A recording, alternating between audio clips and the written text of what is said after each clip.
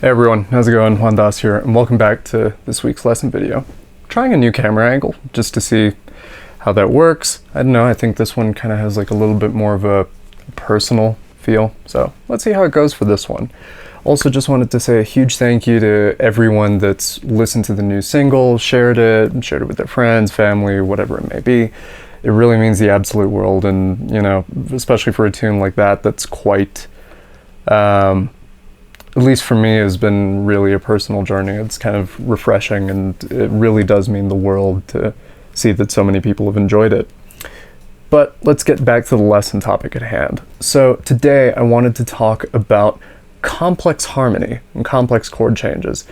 And this was kind of sparked by someone on the Patreon, actually. Jacques, if you're listening, this video is for you. Where you know, Jacques wrote in asking, hey, like I'm having a hard time with the Patreon backing tracks just because there's a lot of moving parts, the harmony's a little complex, you know, the things are a little bit difficult. And in expressing his concerns, I thought, you know, this would actually be a really good lesson topic, because this is something that almost all of us universally struggle with and kind of lends itself to the issues of visualization on the instrument. So I wanted to cover maybe a few quick tips that can help you kind of figure out, you know, how to approach a more complex tune, or where the harmony isn't quite so diatonic as it is with a few standards, and maybe kind of lend itself more towards the modern vocabulary. Now, bear in mind, these ideas are quite general. So really it's about taking a holistic view of things and kind of working on them as such. So there are a couple of steps I kind of ask students to check out, and one of which is learning the harmony. And what I'm going to do is I'm actually using, if you see me looking over here, it's because I'm looking at the chart for one of the backings, particularly the most recent one, Patreon backing 6, and that one's called Crash. I'm gonna also probably at some point in the video put in my actual solo and what I did on that backing. And what I'm going to do, I'm actually going to share this one. So I'm doing 2 videos today. I'm uploading this to the YouTube channel for everyone. It's not just a Patreon exclusive.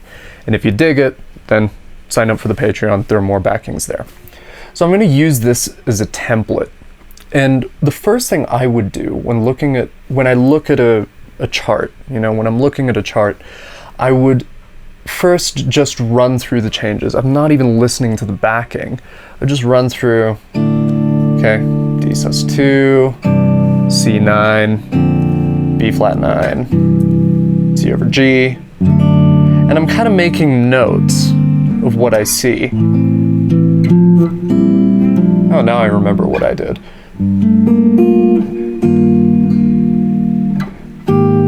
Right, then it goes to the B section.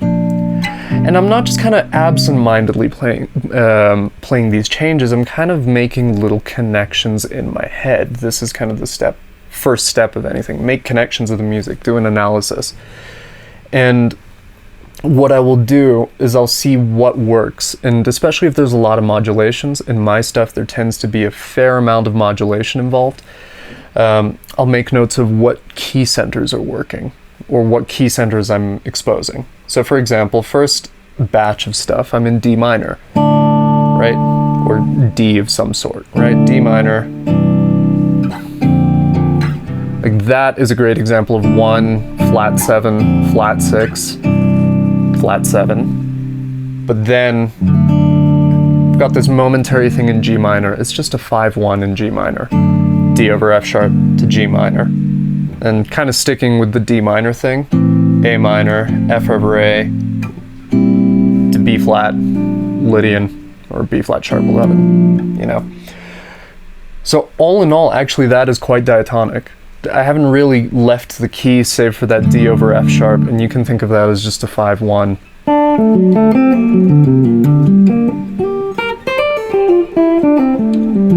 Right? And this is before I even get to the solos. Then I see at the end of this section I've got E flat over G, which is prepping the modulation to kind of C minor, right? Flat 6, flat 7, 5, 1, flat 3, 4, minor, and then instead of going to 1 minor, I go to 1 major. Or rather, I'm thinking this is kind of a momentary F moment. Then the C section is kind of loosely based on the material of the A. So flat 3 major 7 sharp 5, which is flat 3 of D minor, that's diatonic. 4 minor, diatonic. 5 minor, also diatonic. F over A, diatonic.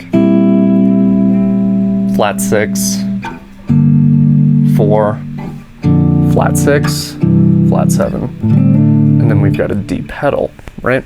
That's what's happening in that backing. And I'm using this backing in particular because it's not too out there, but it kind of shows a lot of the concepts I talk about anyway.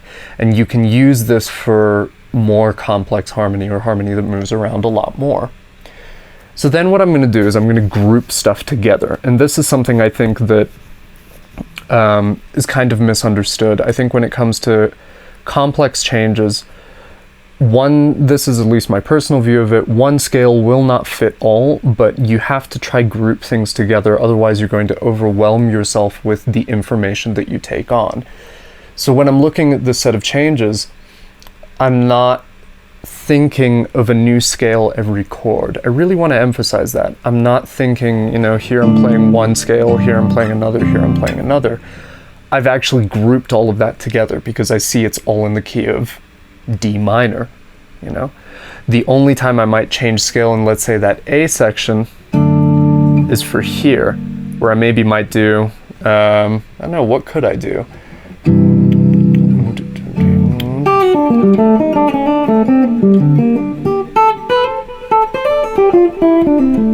Somehow find like a D resolution, or and then go back to D minor, but I'm only moving for a very short amount of time. I'm not drawing that out because, as I said, the more information you keep in your head when you're playing, the more intense it becomes, and kind of the less, what's the word I'm looking for? The more information you keep in your head, the more confused this thing can become. So I try simplify wherever possible. If there's a shared key center, I make a note of it. So for example, for the B section, or that lead up to the B section and the B section itself, I'm just thinking of C minor there. A flat, B flat, 5, 1, flat 3, 4, and then 1, but I'm aware that it's major.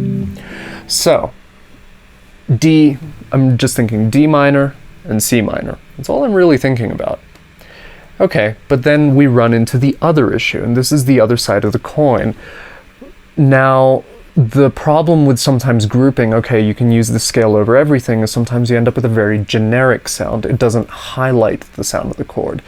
And when you deal with more complex harmony, you want to highlight the harmony. That's the beauty of it. It doesn't matter if you're shedding a standard like If I Should Lose You, you know, trying to keep track of all those 2/5s.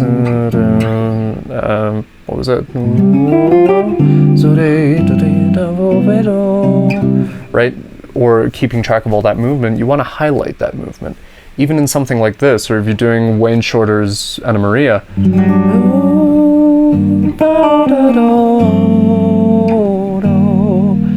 Right?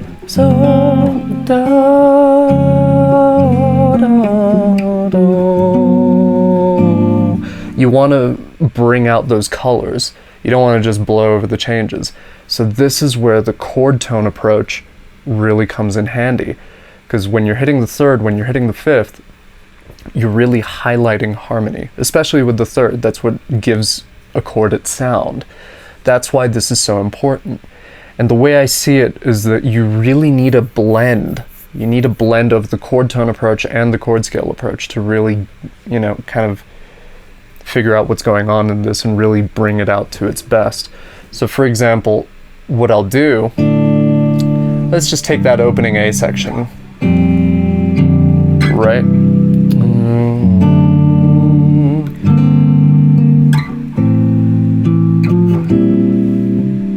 I'm just going to leave it up to there. So what would I do?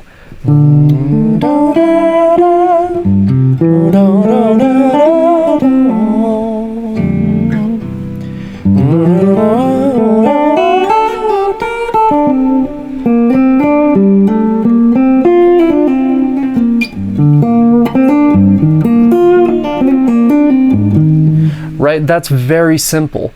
I'm not creating something extremely complex, even if I go to something a little more complicated.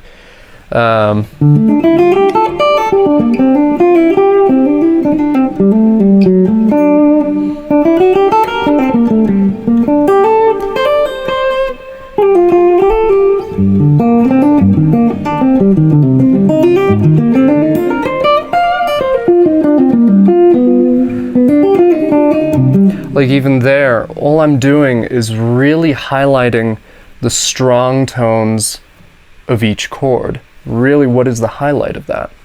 So now, how can you work up to that? Let's say you have trouble accessing it. Start simple. Start very simple, you know.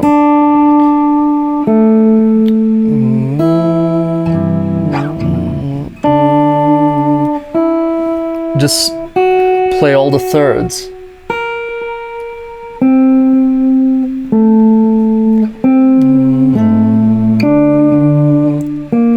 And kind of have a little bit of restraint. There's beauty in chord tones, there's beauty in something very simple. And this is a skeleton. It's not supposed, your final solo will not sound like just playing one note for an entire bar, or limiting yourself to, although you can check out my Bach video and see what he does, where I do a breakdown on what Bach does with simple triads.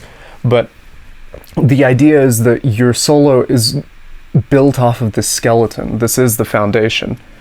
And if you don't have that for this stuff, it starts to become an issue. I purposely designed these backing tracks in a certain way. You know, I designed them in such a way that you can't bluff your way through it. And it really kind of sometimes painfully will show, hey, this is what you need to work on. So one of the things that I really had to work on to navigate this kind of harmony and more complex harmony is to look at, how do I break down simple chord tones? And how do I really treat this?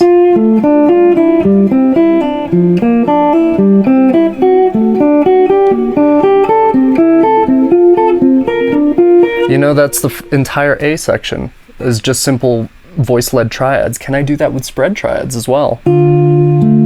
Or it's a sus2, so.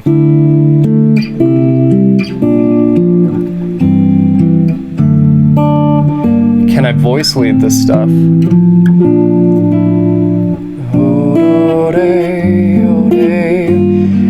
Can I play the chords through this with whatever chord voicings I have? You know, just, do I have my fundamentals together is what I'm saying.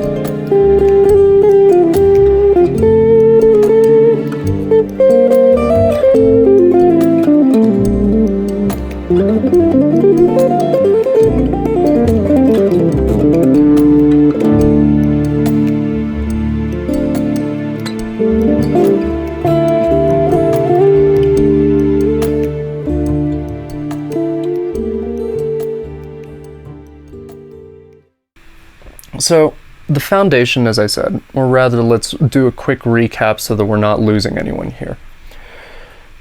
First things first, play the harmony, make notes. Second thing, chunk or zone or group, whatever you want to call it. Figure out where your major key centers are. Are there kind of 2 major keys, 3 major keys? By major, I mean principal keys that are being used throughout the whole thing, where the harmony is coming from. Do a quick analysis. And then start diving into the harmonic element of your soloing. Start with a chord tone approach. And it doesn't just have to be arpeggios, you know, you can use your chord shapes. That's something I do a lot. I use chord shapes as my guide for seeing chord tones, or even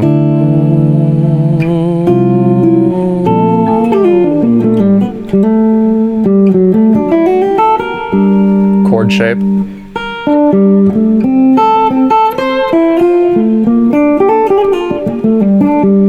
E flat over G, I'm seeing this. E flat over A flat.